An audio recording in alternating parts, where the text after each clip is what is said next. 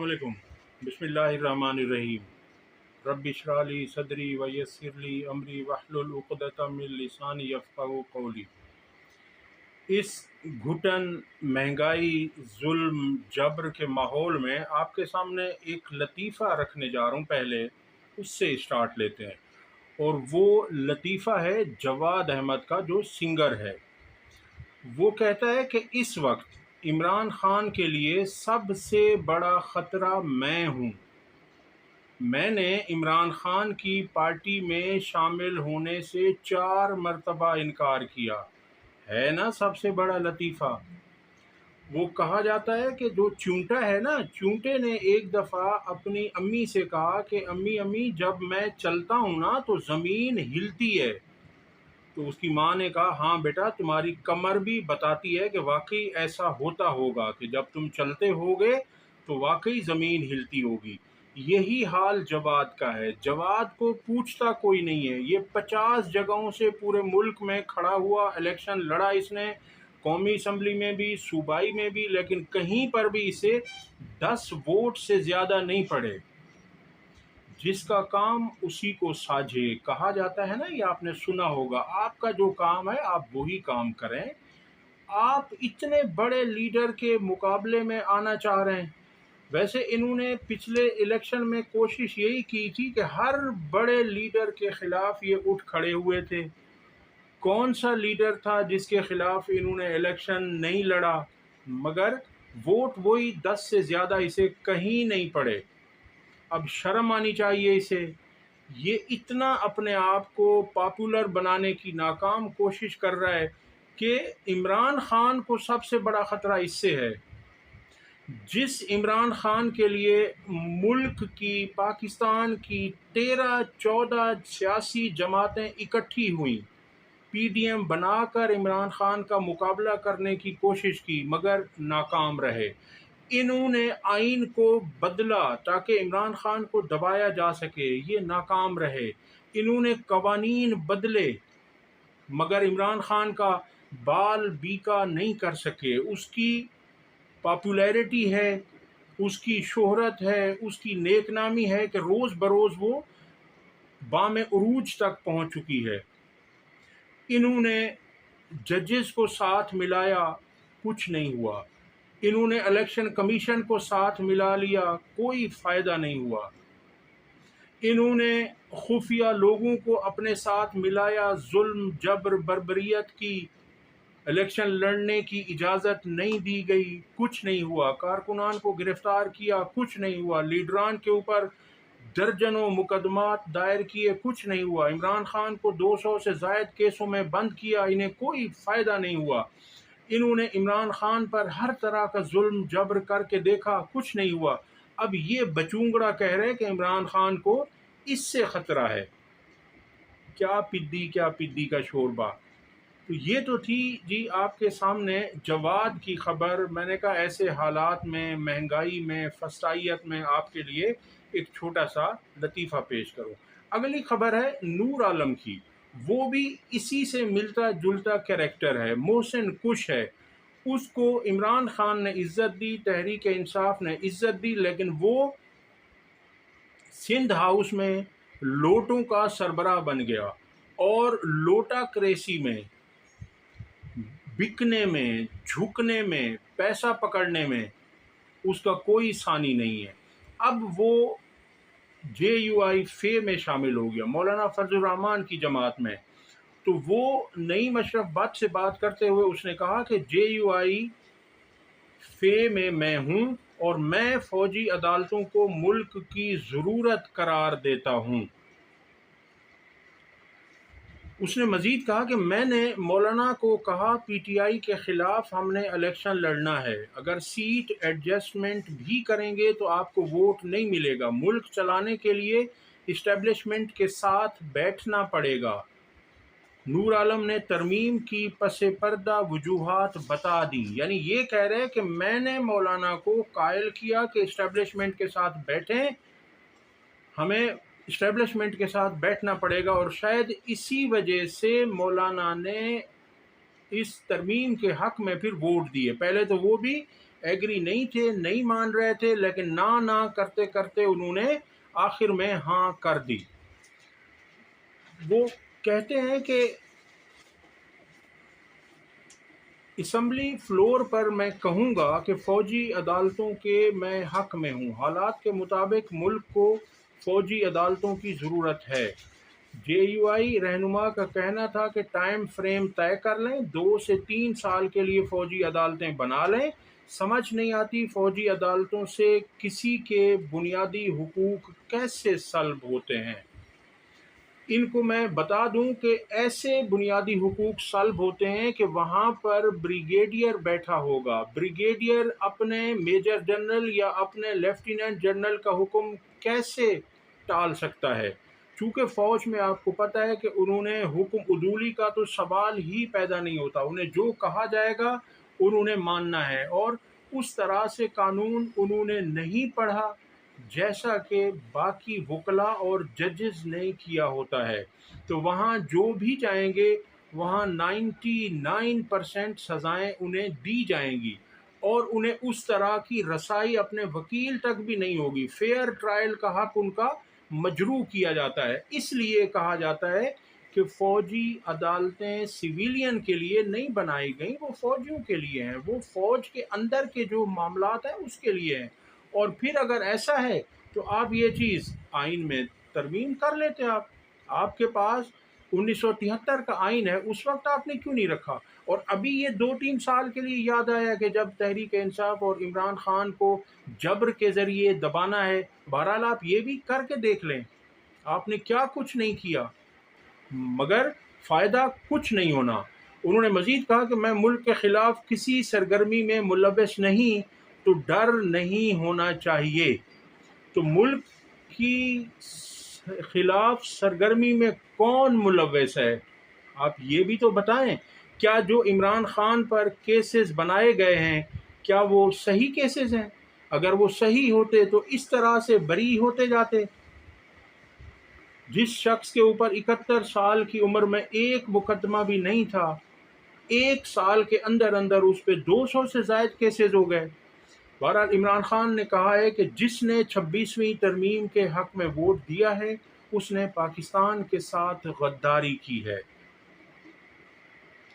اس کے بعد آپ کے سامنے رکھتے ہیں، اور وہ خبر یہ ہے کہ گزشتہ دن جعلی وزیر اعلیٰ نے مریم نواز نے کہا تھا کہ میں یہ پیش گوئی کر کے جا رہی ہوں کہ یہ فتنہ بھی ختم ہو رہا ہے، اس فتنے کی فتنہ بازی بھی ختم ہو رہی ہے، ان گھس بیٹھیوں کی سیاست بھی دم توڑتی جا رہی ہے.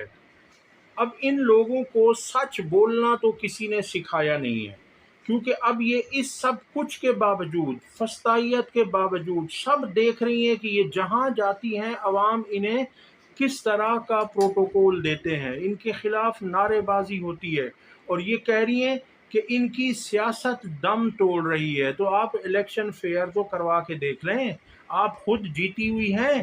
تحریک انصاف کا عمران خان کا ایک عام سا کارکن آپ کے مقابلے میں پی 159 لاہور سے کھڑا ہوا اور اس نے آپ کو عبرتناک شکست دی. آپ کے والد کے ساتھ کیا ہوا، چچا کے ساتھ کیا ہوا، کزن کے ساتھ کیا ہوا، آپ کی پارٹی کے ساتھ کیا ہوا، مگر آپ ہیں کہ میں نہ مانوں.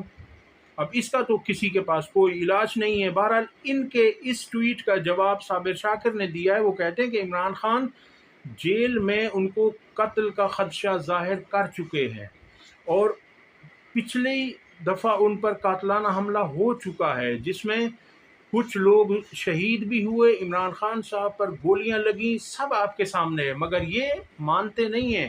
اور اب وہ کہہ رہے ہیں کہ عمران خان جیل میں قتل کا خدشہ ظاہر کر چکے ہیں، اور گزشتہ 20 دن جیل میں عمران خان کے ساتھ ویسا ہی سلوک کیا گیا. اور اب پنجاب کی وزیر جیل خانہ جات اور وزیر داخلہ مریم نواز عمران خان کو ختم کرنے کا حکم اور اعلان کر رہی ہیں. اس ٹویٹ میں مریم نے خود یہ کہا کہ یہ فتنہ بھی ختم ہو رہا ہے. تو اب اس سے بہت سارے خدشات جنم لے رہے ہیں. اس میں حکومت تو ساتھ ہی ہے ان کے، بہرحال آپ دیکھ لیں کہ عوام کے سامنے عمران خان نے اور ان کے چاہنے والوں نے ساری صورتحال سامنے کر دی ہے۔ شہباز گل کا اس پر کہنا ہے کہ مریم نواز کی دھمکی کے بعد P T I legal team کو فوری طور پر عمران خان کو پنجاب کے بجائے کے پی کی جیل میں ٹرانسفر کرنے کی حکمت عملی بنانی چاہیے۔ پنجاب کی چیف منسٹر نے قتل کی دھمکی دی ہے۔ اب ان حالات میں خان صاحب کو پنجاب کی جیل میں رکھنا خطرناک ہے۔ اب یہ مضبوط لیگل وجہ ہے۔ مجھے پتہ ہے عدالت شاید اس کی اجازت نہ دے، لیکن کوشش ضرور کرنی چاہیے۔ بالکل یہ کوشش کرنی چاہیے اور اس میں کوئی حرج نہیں ہے۔ امریکی اراکین کانگریس کا عمران خان سے متعلق خط صدر جو بائیڈن کو موصول۔ یہ کہنا ہے ترجمان میتھیو ملر کا۔ انہوں نے کہا ہم پاکستان میں جمہوریت کو پھلتا پھولتا دیکھنا چاہتے ہیں۔ اب اگلی خبر آپ کے سامنے رکھنی ہے اور وہ خبر ہے کہ اسلام آباد کے تھنک ٹینک نے 1.5 ملین ڈالر میں لابنگ فرم ہائر کر لی ہے، اور آپ کو پتہ ہے کہ اس لابنگ فرم کا مقصد کیا ہے؟ اس لابنگ فرم کا مقصد ہے کہ امریکہ میں عمران خان کی شہرت کو، پاپولیرٹی کو کم کرنا، اور ان کے کاؤنٹر میں اتنا خطیر رقم پاکستان کی خرچ کی گئی ہے۔ اسلام آباد میں قائم قومی سلامتی کے تھنک ٹینک نے امریکہ میں ایک نئی لابنگ فرم کی خدمات حاصل کی ہیں، جیسا کہ غیر ملکی ایجنٹس کی سرکاری فہرست میں ظاہر ہوتا ہے۔ امریکی غیر ملکی ایجنٹس رجسٹریشن ایکٹ کے تحت یہ ضروری ہے کہ تمام لابیسٹ یا لابنگ فرمیں جو کسی غیر ملکی ادارے بشمول حکومتوں اور نجی کارپوریشنوں کے لیے کام کر رہی ہیں، عوامی طور پر درج ہوں۔ امریکی محکمہ انصاف کی ویب سائٹ پر پوسٹنگ پاکستانی فرم کو اسلام آباد پالیسی ریسرچ انسٹی ٹیوٹ یعنی IPRI کے طور پر شناخت کرتی ہے۔ IPRI اپنے آپ کو قومی سلامتی کے تمام پہلوؤں بشمول بین الاقوامی تعلقات، قانون اور اسٹریٹجک اسٹڈیز کے حوالے سے سب سے قدیم غیر جانبدار تھنک ٹینکوں میں سے ایک قرار دیا جاتا ہے۔ ادارے کے موجودہ صدر ریٹائرڈ میجر جنرل رضا محمد ہیں۔ IPRI کی جانب سے حاصل کی گئی امریکی فرم ٹیم ایگل کنسلٹنگ کی سربراہی اسٹیفن پین کرتے ہیں، جو کہ واشنگٹن میں امریکی اور غیر ملکی کلائنٹس کے لیے لابنگ کرتے ہیں۔ سرکاری طور پر فارا دستاویزات کے مطابق اس فرم کا مقصد امریکہ پاکستان تعلقات کو مضبوط بنانا ہے۔ یہ اقدام بظاہر امریکہ میں پی ٹی آئی کے حامیوں کے بڑھتے ہوئے اثر و رسوخ کا مقابلہ کرنے کے لیے کیا گیا ہے، جو عمران خان اور ان کی جماعت کے دیگر قید رہنماؤں کی رہائی کے لیے مہم چلا رہے ہیں۔ یہ فائلنگ چند دن بعد سامنے آئی ہے جب امریکی کانگریس کے کئی اراکین نے صدر جو بائیڈن کو عمران خان کی جیل سے رہائی کے لیے خط لکھا، جسے دفتر خارجہ نے غیر مؤثر اور سفارتی اصولوں کے خلاف قرار دیا ہے۔ یہ پاکستانی دفتر خارجہ کی بات ہو رہی ہے۔ ظاہر ہے انہوں نے تو اسے غیر مؤثر قرار دینا ہے، لیکن اس کے جو اثرات ہوں گے وہ آ رہے ہیں اور وہ آپ کو پتہ چلے گا کہ کیا ہوتا ہے۔ دستاویزات کے مطابق ٹیم ایگل کو اپنی خدمات کے عوض سالانہ 1.5 ملین ڈالر یا ماہانہ $1,25,000 ملیں گے، یعنی ماہانہ $1,25,000 حکومت پاکستان ٹیکس پیئرز کا پیسہ دے گی۔ کس لیے دے گی؟ صرف اس لیے کہ امریکہ میں عمران خان اور ان کی جماعت کی جو پاپولیرٹی ہے اس کو کم کیا جائے یا کاؤنٹر اس کے کوئی اسٹریٹجی بنائی جائے۔ یاہو فائنانس پر جاری کردہ ایک پریس ریلیز میں ٹیم ایگل کو پاکستان کے ماہرین اور عالمی سطح پر تسلیم شدہ ماہرین کا کنسورشیم قرار دیا گیا ہے، جو اسٹریٹجک، حکومتی امور اور اقتصادی ترقی میں مہارت رکھتے ہیں۔ تو یہ تو تھا جی یہاں تک کی بات، اور آگے جو ہے وہ حبیب اکرم صاحب نے نواز شریف پر بہت ہی اچھا تبصرہ کیا ہے، وہ آپ کے سامنے رکھ دیتا ہوں۔ یہ آخری خبر ہے۔ وہ کہتے ہیں کہ نواز شریف بچوں کے لیے بچوں کے عید مبارک کے نوٹوں جیسا ایم این اے ہے۔ یہ سینئر صحافی ہیں حبیب اکرم صاحب، اور نہایت سلجھے ہوئے، سنجیدہ، شائستہ، مہذب زبان استعمال کرتے ہیں۔ وہ کہتے ہیں کہ افسوس کا اظہار انہوں نے کیا، افسوس کا اظہار کرتے ہوئے کہا کہ جس شخص نے 3 بار وزارت عظمیٰ کا عہدہ سنبھالا، آج اس کا حال یہ ہے کہ وہ ایم این اے بھی نہیں بن سکا۔ فارم 47 کا ایم این اے جیسے بچوں کو عید پر ملنے والا کرنسی نوٹ ہوتا ہے جس پر لکھا ہوتا ہے عید مبارک، جس طرح اس نوٹ کی کوئی حیثیت نہیں ہوتی، فارم 47 کے ایم این اے کی بھی کوئی حیثیت نہیں ہے۔ وہ کہتے ہیں کہ اس وقت پاکستان کی سیاست میں 2 بنیادی کردار ہیں، ایک عمران خان، دوسرا اسٹیبلشمنٹ۔ یہ جو پی ڈی ایم حکومت یا نون لیگ، پی پی پی، باقی کسی کی کوئی حیثیت نہیں۔ ملک کا 3 بار وزیر اعظم رہنے والا شخص اس بار ایم این اے بھی نہیں، فارم 47 والا ایم این اے ہے، جیسے بچوں کا عید مبارک والا کرنسی نوٹ ہو۔ نون لیگ پیپلز پارٹی کی کوئی حیثیت نہیں۔ یہ بات انہوں نے اے آر وائی کے صحافی نعیم اشرف بٹ سے گفتگو کرتے ہوئے کی۔ اب تک کے لیے اتنا ہی۔ اگر ویڈیو پسند آئی ہو تو اسے لائک اور شیئر کریں، اور چینل کو سبسکرائب کریں۔ اللہ حافظ۔